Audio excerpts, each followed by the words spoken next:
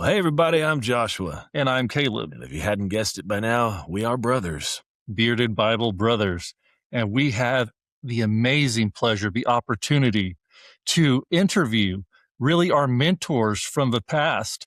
You may be familiar with Dr. Barri Seif, who had hosted Our Jewish Roots and Zoll Levitt Presents for over 10 years. Now, I'll be honest with everybody. Yeah. You say may be. No, Yeah. for like months and months and Yes. over a year, you kept emailing saying, where's Dr. Seif and who's the big sweetie guy? That's right. And where are you guys? So we 100% know. We've just been building anticipation for this period of time so that we could bring him back and be extra cool, and y'all would love us for bringing them on. And today's that day, and I'm so excited about it.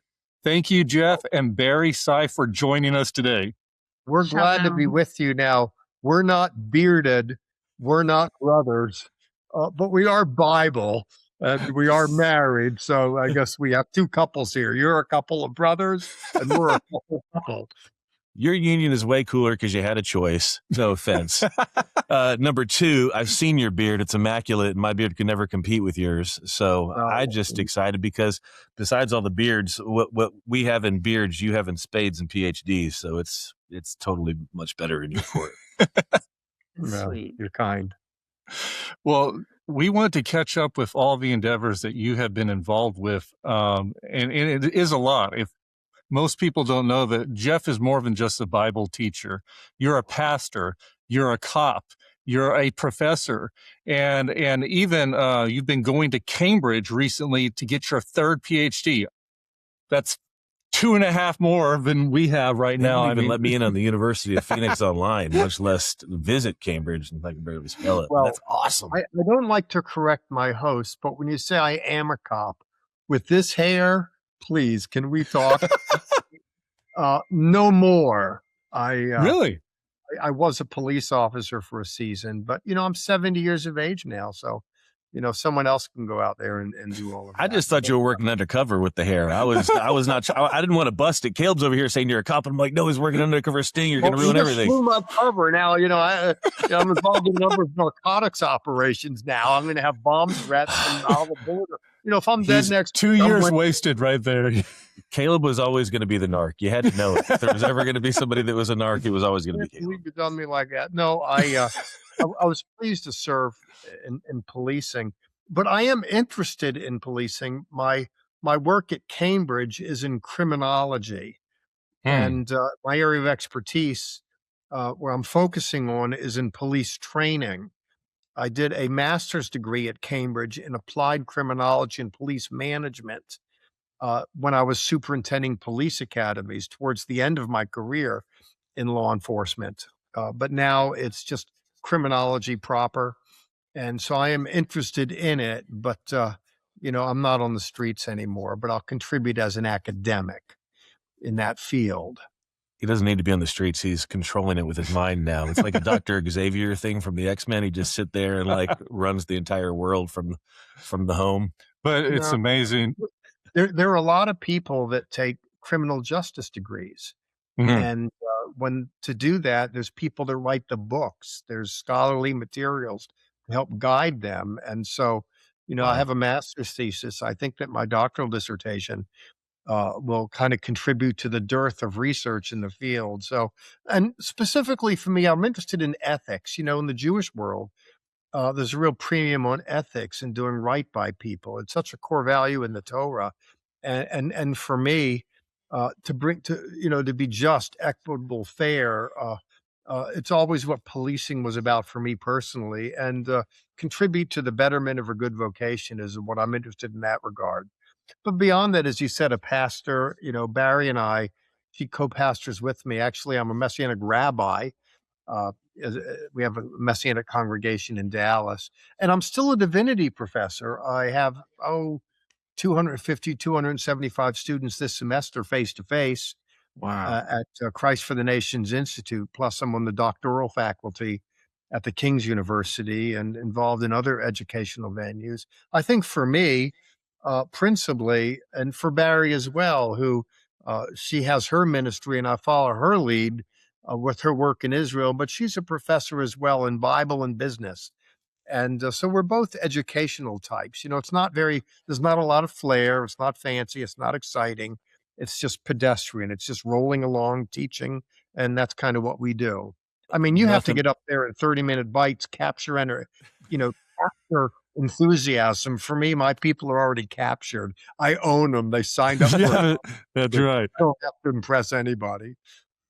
I love that though. I think in today's generation, everybody gets so caught up in that term, today's generation, Yeah. and everybody wants to be famous. They want to be famous on social media. They want to have a voice. They want to do all these things.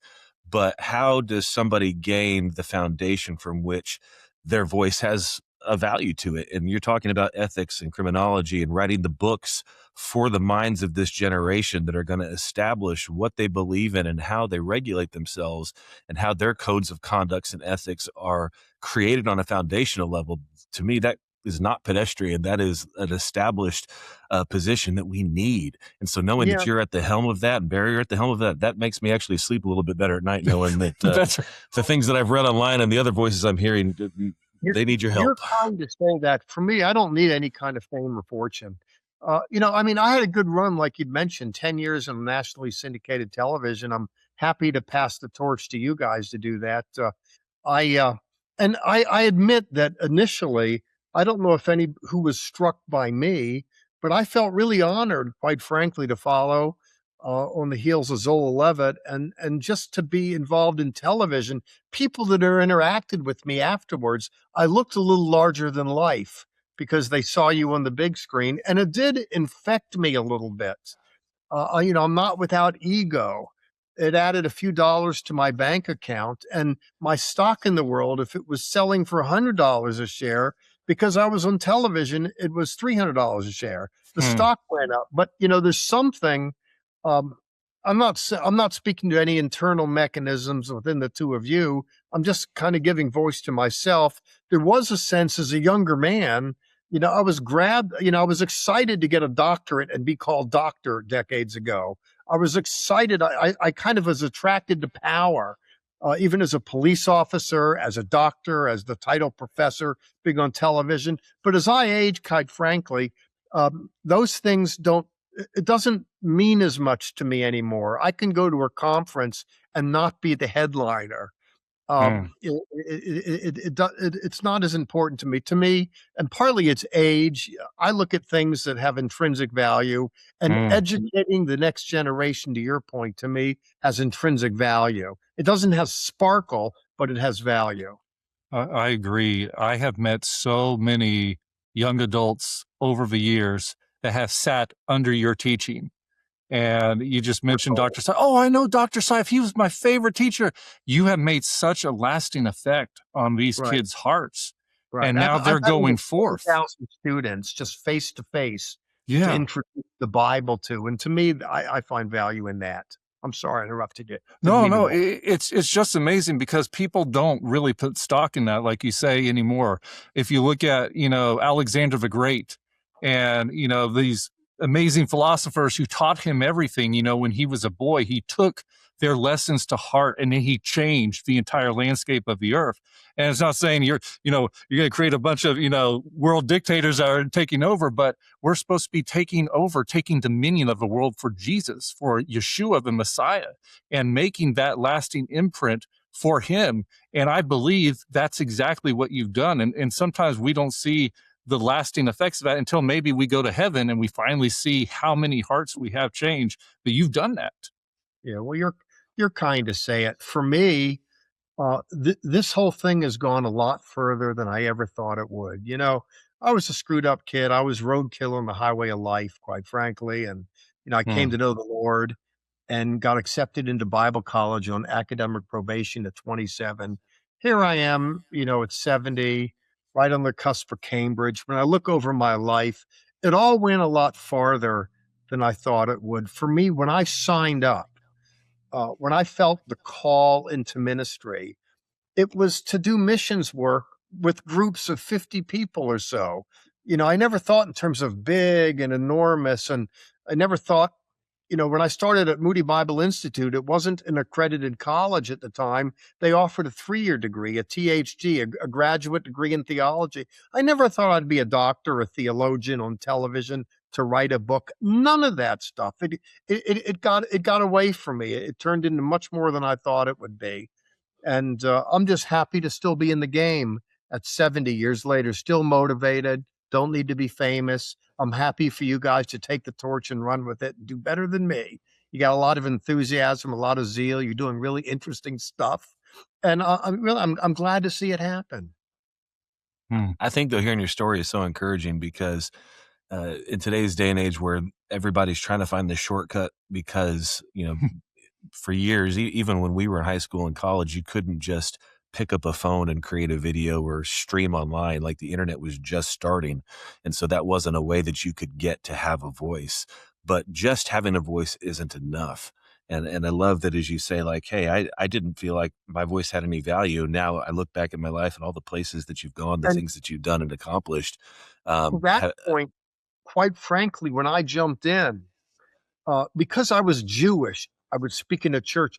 People thought I had more to say than I really had. They assumed a certain knowledge that I really didn't have, a certain grace. And I always felt like an imposter.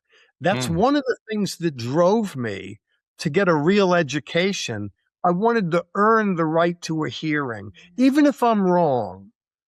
Let's say on a Zola Levitt program on our Jewish roots, I got up and I made a mistake and I said something wrong. At least I'd earned the right to be at that platform and make that mistake. Everybody makes mistakes. The question isn't whether you made a mistake. The question is whether you are a mistake. And for me, I wanted to be authentic. I wanted to earn the right to the space that I occupy. And someone can say, listen, I don't agree with that site. He's crazy, but he got a doctorate in religion, divinity, ministry from Southern Methodist University and a master's degree there. He's earned the right to make his mistakes. And for me, the education gave me a kind of credibility beyond my Jewish looks, beyond my big nose, and beyond my New York accent. And now you have all three. The nose, the accent, and the credibility. And the paper, yeah. You guys get credibility just because they're scared of you. I mean, who wants to disagree with Hulk? I mean, it's whatever you say, sir. We're all taking it where we can, Jeff. As long as I can stay larger than everybody for a few minutes, then at least they'll only talk about me behind my back.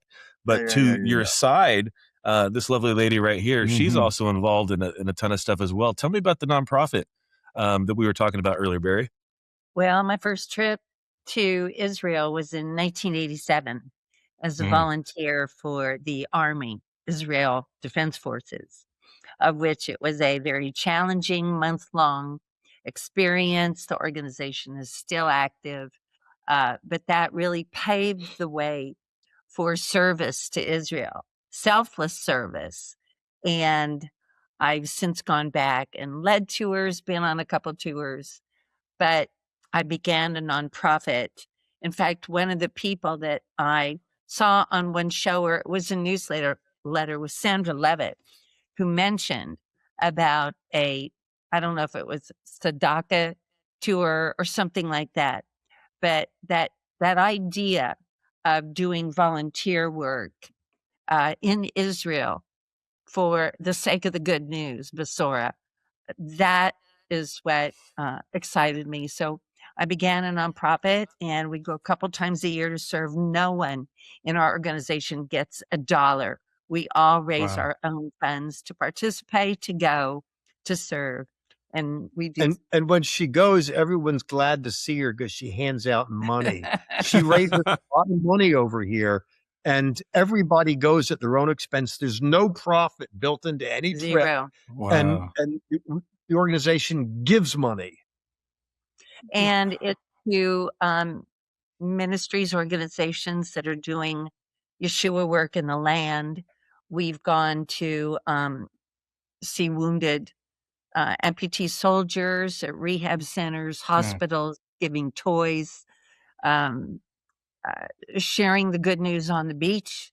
Yep, we got beach evangelism going, bringing it back. Yes. Even Israel. So, that's my heart. And as long as the good Lord enables me to go, I'll go a couple times a year at least to serve. and it's charitable, so people can raise their own donation funds to participate. No denomination, no nothing. Just not even a believer. Not everybody is even a believer that goes with us. They're pre-believers. So all to the glory of God.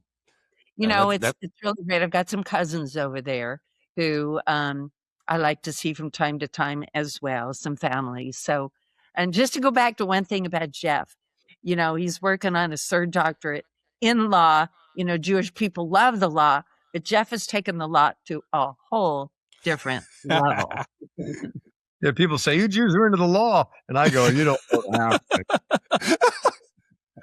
you need to get one of those old school wallets that has the little thing where you hold your pictures of your kids, and you'll just flop out like a trifold thing. You just hold up, and like your doctorate's just when you hold it up, just so you can show it like that. I love everything you're saying though about your nonprofit. I think when people think of Israel, most of the time they're thinking of visiting because they want to see just where Yeshua walked. They want to see where all the stories took place. But there isn't necessarily a thought of how I can go to Israel to serve. And Caleb and I, that's a huge part of our hearts as well. Rebuilding the Ruined Cities was a series that we did after October 7th, and that was to highlight nonprofits and to focus on how people could bless Israel, whether you could go or whether you was just donating prayers or money or whatever God placed in your heart. What an incredible thing. I've worked in disaster relief for a while, and when you can show up to somebody who just had their worst day of their life and sit with them like a human being and call them by name and bless them financially, bless them with your prayers, but just showing up and showing that you care, that changes the course of a person's life forever. And so that's such an incredible thing. And then so important. And I'm glad you do it, by the way. I say people go to Israel, they want to see where Jesus walked yesterday. The question is, where's Jesus walking today over there? That's good. Wow. You're taking them to it, and I love it. I'm sorry I interrupted you. No, that's great. Again, the Bible stories are fantastic. The Bible is God's tool to us. What is Jesus doing today? Jesus isn't dead. He didn't die at the end of the book and stay dead. He's back. He's living in all of us. And that should be how we direct our purpose today, and especially with the nation of Israel. It is an amazing, incredible place, but it needs Yeshua, and it needs people to give and to put their focus on that as well. So with your nonprofit, Barry, you say you have 2 trips that you take a year. Do you have upcoming trips this year that y'all are going on? In May 6th to the 18th, and in October. And, you know, we serve, it's really also, it's a very narrow focus because we really want to connect with believers in the land. And so it's very, very narrow. Yes, we go to hospitals and take toys, some other things. But as Jeff likes to say, tours like y'all take people to the ancient stones, and Sar Shalom Israel takes people to where the living stones are. And it makes a difference. Wow. So Sar Shalom Israel is the organization. How can people get a hold of y'all if they want to donate? SarShalomIsrael.org. Very easy. Prince of Peace, but SarShalomIsrael.org. And thank you. Because again, I don't get any money. I don't beg. George Mueller had an orphanage of I don't know how many hundreds of children. And there's some wonderful stories of how he went before the Lord, and the Lord honored him in supporting the work. And again, we're just a love vessel. We want to support what good works are being done over there in Israel. You know, there's multi-million-dollar organizations with multi-million-dollar budgets. That ain't us. Yeah, and you know what? That ain't the Bible Brothers either. It's one of the things that I always appreciated when I worked for Zoll Lever Ministries. I would have liked a few more dollars personally, to tell you the truth. You know, but you know that it really is. It's no frills. It's quality television. It's going to Israel. And Mark Levitt, who's kind of like the CFO behind the scenes, he runs a tight ship. But in a world where everyone on TV was just lost in the gold and the glitz and everything, that I mean, the organization really kept it tight and kept it humble, kept me humble. Quite frankly, in that regard. But it's I think we're cut from the same kind of cloth in that regard. People that give money to our enterprise. My Messianic congregation is called Sar Shalom, and Mhm. Sar Shalom Israel. It kind of works in conjunction with. But those that give, they're not given to. They're given for the love of the game. It's low overhead. It's I don't know. I'm rambling a little bit much here, but my point is to say that there's a certain kind of beauty in Barry's operation, the way she described it. And when I look at you two, and when I think of my experience with Zola Levitt Ministries under Mark Levitt's leadership, it was much the same. It's people that gave money to the ministry. It really went to ministry. It didn't go to the organization to pay for an inordinate amount of overheads, and that's beautiful. We definitely share that same ideology. We've both worked for different ministries in the past. I've worked for several ministries. Caleb's been with Zola Levitt Ministries for 19 years now.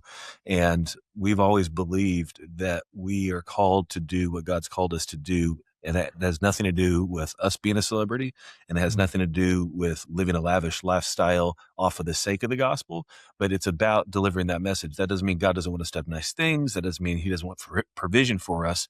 But when it comes to delivering that message, we want to do so and be very intentional about getting every little bit out of the money that people give to be able to do that, because we know it is a sacrifice. People who give to this ministry and other ministries, they're doing so out of the faith that God's called them to do that. It doesn't mean that they have necessarily this excess at their disposal to give, but they're doing it because they feel that the Holy Spirit has called them to be a part.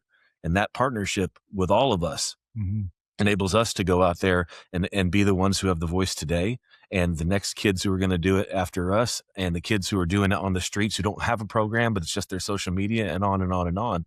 And I love that about the gospel. It is a group effort, 100%. Yeah. Well, people are surprised today when they learn how much religious ministers on television make. Surprised by people would be surprised in the Zola Ministries orbit how much the people on television don't make. That's because the revenue really goes into the ministry per se. It's not no one drives around in a new Bentley because they're on Bearded Bible Brothers. Well, Jeff, your heart has always been the gospel to the Jewish people, as well as our heart. And that's really how Zola began. He was a Jew who came to know Jesus, and he wanted the world to hear that as well. And we know the gospel is to the Jew first. In going to Israel right now, what do you perceive as the current climate of Jews being accepting of the gospel? Is it different from, say, before October 7th? Well, let me pass it to Barry after saying, only because she's been there more than me recently. Now, I've been there 4 times since the war and what have you, and I'll be there twice this year, but I don't hold a candle to this woman. There is a lot more openness there per my understanding. People, partly because people are amazed just that Christian people are coming in the first place. What are you all about? Just that you care enough to come. But I think there's a general sense of a lot more people are open. What do you think? Extremely much so, especially with the young people, and going out and beach evangelism, sharing with young people in groups. It's been amazing, where the old mores were, Yeshu, Yeshu is as a curse word. No, they want to know, who is this Jesus? What are you doing? And you've got an opportunity to be able to share. And it, like August does, it just makes a huge difference. And I know that Israel is dealing with so much drama right now after the war, that is the biggest thing. And we know who is the healer of the heart. So when you've got the answer, leaning on the Holy Spirit when you go to Israel, God has a way of directing you to hungry hearts. That's incredible. I know that we talk a lot about the current climate of the world, and we have seen since October 7th this unnatural, unholy shift towards anti-Semitism again, a new generation who has no reason whatsoever to have ill feeling towards Israel, but all of a sudden, in a matter of days, finds themselves dogmatically against either the state or trying to separate the people from the state or even questioning the lineage of the people of the state of Israel. Jeff, with you being in such a position to help guide the younger generation and how we should share a love for Israel, how we should share God's heart for it. What do you see today when you're sharing or instructing this generation on how to support Israel? How do you share that message with a generation who doesn't necessarily even know the importance of Israel? Well, a few things. First of all, because I'm a professor at a Bible college, that part of the ethos of the school is to stand with Israel. You know, I'm getting half-baked cookies before they make their way into my oven. It's not like, um, you know, in addition to being a professor, I'm a student. I go back and forth to England. I was pleased when war broke out at Cambridge. They were strident, they were vociferous in the support for the nation state of Israel. You didn't see that in the Ivy League over here in America.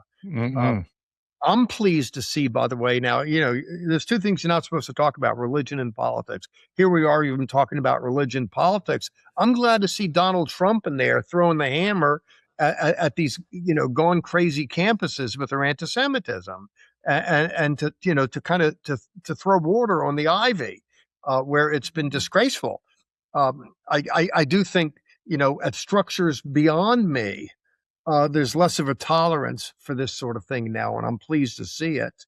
But certainly, as a professor, I I think it's important to realize. I mean, it's crazy. Young people, I mean, what do I know from young people? I'm 70. It's been a long time since I've been one.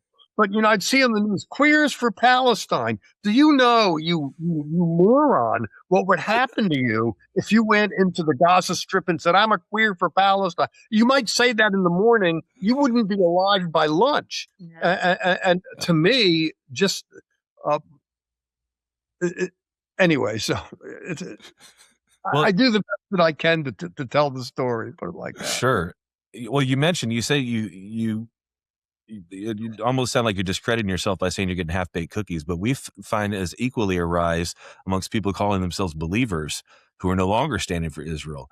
I accidentally made the mistake of clicking on a video on my personal Instagram of some Baptist ranting about how the Jewish people are no longer God's chosen and all this, and it created this algorithm shift to where it was just video after video after video, but it really opened my eyes that the church today has been swept with this false teaching and the idea that, God's broken his promise with Israel because, they've turned their back and all these things. And just that theology lie that's being, I mean, do you face that when you're teaching this generation? Here's how I understand it, that in terms of a Christian theological position that supports Israel, you didn't start to see that until the late 1800s. The whole of Christian theology has been virulently anti-Israeli, anti-Jewish. Now, I and we kind of came into a world in evangelicalism where there was this percolating enthusiasm for Israel after the Holocaust. Wars are being won and prophecies being fulfilled in our day. And there was enthusiasm. How does this state live against all odds? It must be God. So there's a sense in which I came into my own in ministry, and you in a world where there was enthusiasm. But our predecessor, Zola Levitt, he kind of felt it in his day, toward the end of his day, when people were kind of pivoting away from support for Israel. And he took issue with Moody Bible Institute and Dallas Seminary, where there was a tradition of standing with Israel.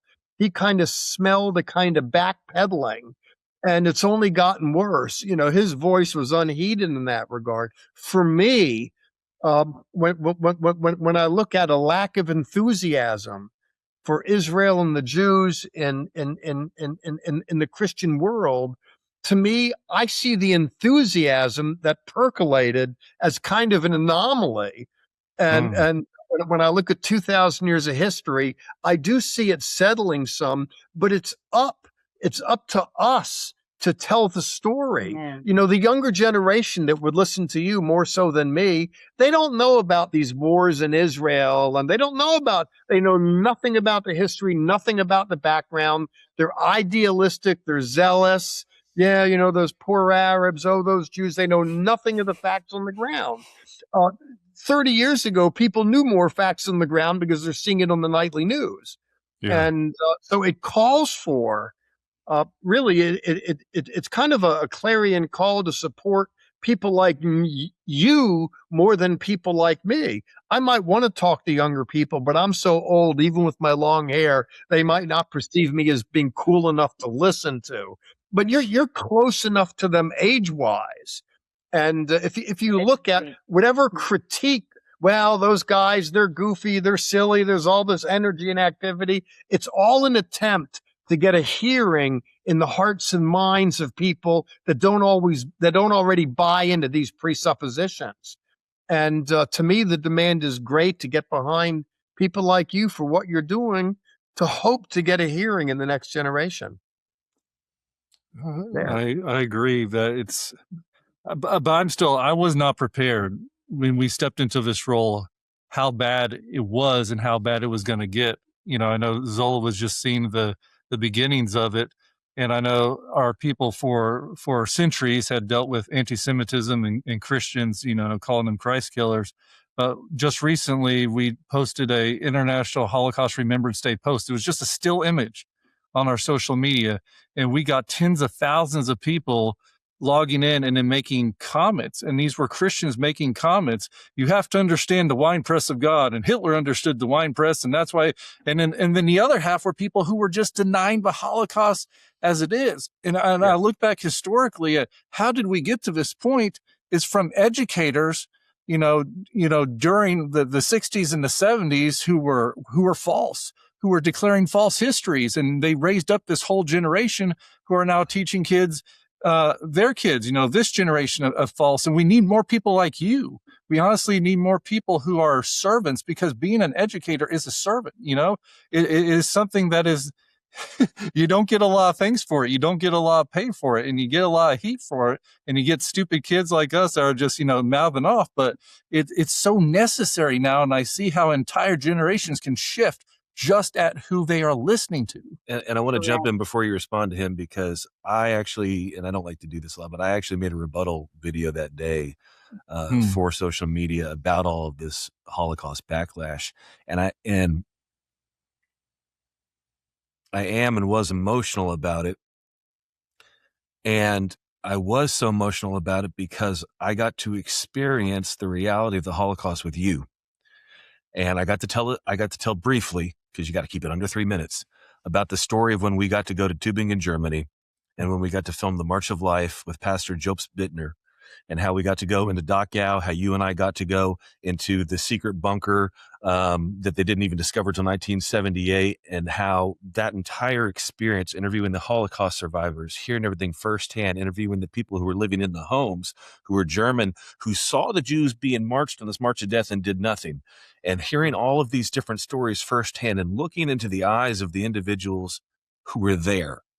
There could never, ever, ever be a doubt in my mind about the severity of what took place against the Jewish people during the Holocaust. And I get to stand resolute in that. And that's my life story in that, is because you were the host of that time telling that story. So this is another reason why I just say the impact is so great and so necessary, because I would just get to only have the voice of reading a history book if it hadn't been for a trip like that. By the way, do you know how we went to Tübingen, Germany? Do you know what the genesis of that was? I saw a video that Ted Pierce did called Forgotten People. It had music and visuals, and it depicted Jobst Bittner and his work there and what they're doing to stand behind the Jews. And I said, I need to go there and do a series and draw attention to this man. Wow. Subsequent to that, Jobst and the March of Life, it became a world ministry. They credit me and we going there, putting them on television. But to me, it's the value of seeing it. Yes, sir. The genius of Zola Levitt was a pastor gets a podium and there's a choir loft behind him and he just tells the story. But Zola took people to the place where the story was told and people could see Israel. And in his day, he wore these Hebraic robes and the name Zola Levitt, he looked real Jewish, but it's showing people the story. It's what you're doing is you're taking him there and you're showing it. And for me, it's when I saw what Jobst did in Germany, it excited me and I went there and I used my influence to take us there and you were with, and we made the television series. As long as people keep doing that, I think there's hope at the end of the day. There's lots of problems in this world. We want to be part of the cure. I think it's better to light candles than it is to curse the darkness. What we do is we light candles, and so be it. The light pierces the darkness, and that's all God asks of us. Well, I remember about that march.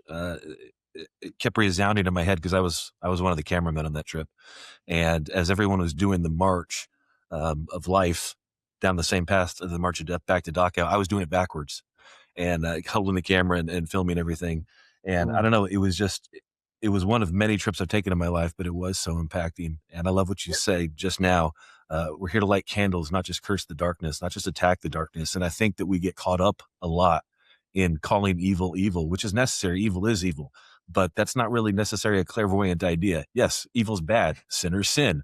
Get over it. I think so much legalism and a religious spirit is so easily found in that place of just getting caught up and always throwing all of the hate against evil instead of preaching the good and sharing the good and highlighting the good. And that for me, when Caleb 20 plus years ago came and said, "Oh, we need to do film in college." And I said, "No, I don't want to do that. That's stupid."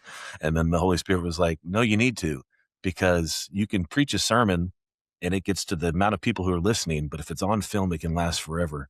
And like you said, what Zola did, what you did, what we're getting a chance to do now, what the ministry has seen and fought so hard to preserve is the documenting of the gospel for the next generation. Yeah. We don't know when Jesus is coming back. We don't know how long it's going to be. We don't know when we go back who's going to need, an archive of information if they can't get their hands on the Bible. But there's going to be an archive of you, and there's going to be an archive of us and of Zola and of other men and women of God who have stood up on this planet and spoken the truth, and it's been recorded for history to have forever. And man, I'm humbled by that concept to be able to share Yeshua forever like that. Part of it bothers me. I don't believe in purgatory, but I think if there is such a place, it's where God will send preachers and they have to listen to their old sermons. As punishment. I don't even want to think about having to do things I did in the past. But I will tell you a story that subsequent to that initial filming in Germany with Jobst Bittner, I went back to do a conference with him, and Paul Wilbur, the famous musician, he went with to do the music. And it was an evening event, and Paul kept playing and playing, it must half an hour, 40 minutes, an hour. So I look over to Jobst. I says, "Listen, I don't need to speak. The music's gone great. And we're all entering in," and he's going on and on. He explained to me what happened later. Jobst kept telling him, keep singing, because these skinheads broke into the back and they were fighting. But everyone's worshiping, exciting, entering in, and they had the police there dragging people out, and nobody noticed it because we were just, having a concert. Welcome to Germany, fighting the anti-Semitism. Well, and again, to what Pastor Job said to us and said to you, in the interview, that he truly was afraid that Germany was a generation away from forgetting the Holocaust existed. Yeah. And that statement to me sounded so ludicrous at the time. I want to say that was around 2008. And now in 2026, to again hear the cries that the Holocaust never happened, to hear the cries that the Jews aren't God's chosen people, to hear the cries that we need to free this mythical place called Palestine. We have no history anymore other than a popular chant of the day, of the moment that gets you a like on social media. And we've sold our souls for it as a generation. And we're going to reap terrible benefits if we don't pull away from that. I was going to say, in knowing you and Barry, and knowing Barry's really an intercessor. I know you're an intercessor, an amazing prayer warrior. And people underestimate people who get on their knees in prayer. How would you recommend people to pray to combat this sort of deception, Barry? Because it is, we're warned in the Bible that it's going to happen. We know that people will call good evil and evil good. We know there's going to be great apostasy, great delusion, but it doesn't mean we're supposed to take it lying down, that we are supposed to fight, stand up, and declare the truth in love. How would you encourage us to pray over this situation that's going on right now? I always encourage people, number one, to acknowledge the spiritual warfare and the spiritual body wear, the helmet of salvation, the shield of faith, sword of the Spirit, breastplate of righteousness. Your loins are girded with truth, and your feet are shod with the gospel, the preparation of peace. There's a spiritual quotient to that. There's a spiritual quotient to prayer. There's a spiritual quotient to surrender and surrendering your own way of being right, even your own thinking. I know I'm right. Sometimes it's asking God to shut the mouth. But walking with the Lord daily and asking him for wisdom is really, God's going to have his way at the end of the day. He just is. And God wins. And in Amos 9:14 and 15, it says, I'm going to rebuild the cities. You're going to drink wine from the vineyards, and I will never remove my people from that place, Israel, again. To me, that's a promise, and I stand on, and I don't really worry about this riffraff or that. I got a death threat over Facebook, a few months ago. I reported it to the FBI. I did the right thing. But did I worry or lose sleep on it? Absolutely not. Because greater is God in us than he that is in the world. Piece of cake. Amen. Thank you, Jesus. And that's really the confidence that we have at the end of the day. I know Jeff always used to say, we know the end of a book. We do. We have confidence in that. And if we truly are believers in the word and in what has been written is infallible, then what do we have to fear? We have that authority given to us by Messiah. He left so that we could have that authority on earth. And I think so many believers just don't know the word, so they feel helpless because they've never read it for themselves. A pastor didn't do a good job in his 3-point sermon of explaining that.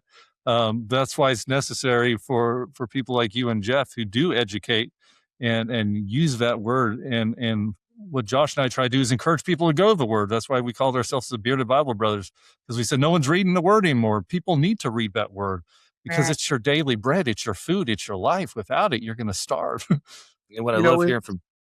It's a pet peeve of mine. I've been a Bible professor now for 38 years. I've had over 20,000 students. And, I'll say, listen, someone get up and preach for 45 minutes. They'll say, I just gave them the word. No, you didn't. Maybe you quoted the Bible for 45 seconds, but you spent, 44 minutes and 15 seconds telling people what you think, pop psychology, things that are on your mind. You just threw some verses in there because it's church. I do think that people fare the better if they actually go to a church where the Bible is taken seriously. It's not just about lights and glitz and great baristas in the lobby and sparkly, entertainment for the kiddies. That I really think people do well to go to a place where there really is a serious attempt. I've always said I'd rather do a lousy job of teaching I'd rather do a lousy job of teaching the Bible than do a great job of just commending my own charisma and persona to the world. Anyway, I do think that Bible churches are in high demand and short supply, personally. Most definitely. Character over charisma. And what I love, if you're watching this today, the message that has resounded to me, and God seems to always bring this back, at least in my life, you're hearing from some of the height of what you would consider the wisdom of today. You're hearing from the most decorated levels of intellectualism say, put your focus on Jesus. Read the Bible. When in doubt about what to do today, don't focus on the evil. Don't focus on the negative. Don't get into fear. Don't get into hate and anger. Don't let what the enemy is doing draw your focus away from the author and the finisher of your faith, which is Yeshua. When in doubt, the beauty of the gospel is that its simplicity overpowers all the intellectualism of the day, all of the theology that man creates, and all his own hubris. Jesus made it so simple to come to him, so simple for you to be accepted by him. And once you're in that club, then everything else is on his shoulders and not on yours. And I love that about the gospel. And we are so grateful that in the midst of all of your endeavors that you have going on and being this close to Cambridge PhD, which I can't even stretch how far I am from Cambridge letting me on the grounds, much less anything else. Thank you so much for taking the time today to come back. We love getting a chance to hear from you, to honor you from everything that you've done for the gospel, for everything you've done for this ministry and continuing to do for Israel and for the young academics of this world who want to know exactly how do I maximize my time on this planet for Yeshua. So thank you so much for joining us today. Listen, it's really been my pleasure. Barry and I are honored to have the opportunity. I really hope, I don't know who's going to see this and really where it's going to go, social media, television, who knows where the clip's going to go. But I want to be on record saying I've always supported Zoe Levitt Ministries, Our Jewish Roots, Bearded Bible Brothers, that I'm really happy for you. I wish you good success. I want the world to support you. And you're the future. Yeah. Thank you so much. Thank And you. one more time, how can people get a hold of your nonprofits, your ministries, any websites? SarShalomIsrael.org, very simply. And then SarShalomIsrael.org. Shalom Dallas, the website for the congregation. ShalomDallas.org. ShalomDallas.org. Our Messianic congregation Friday nights. And so as I've heard personally for 20 plus years, when people have asked me, and I know it's in my heart, if you've ever wanted to know who you can give your money to, where the money is going to actually help the cause. It's not going to pad people's salaries. It's not going for slush funds. It's not going for green M&Ms. It's going to actually help the people. This is the nonprofit. This is the ministry that you want to donate to. We're going to put that up on the screen, and I encourage you to be a part of blessing Israel through them. And when you do, God is going to change your life incredibly. That's what he does when we partner together with him. So again, thank you so much. And I'm excited to hear what happens with you guys next. Pleasure. Good to talk to you guys. Looking good. God bless. Looking great, guys. Shalom.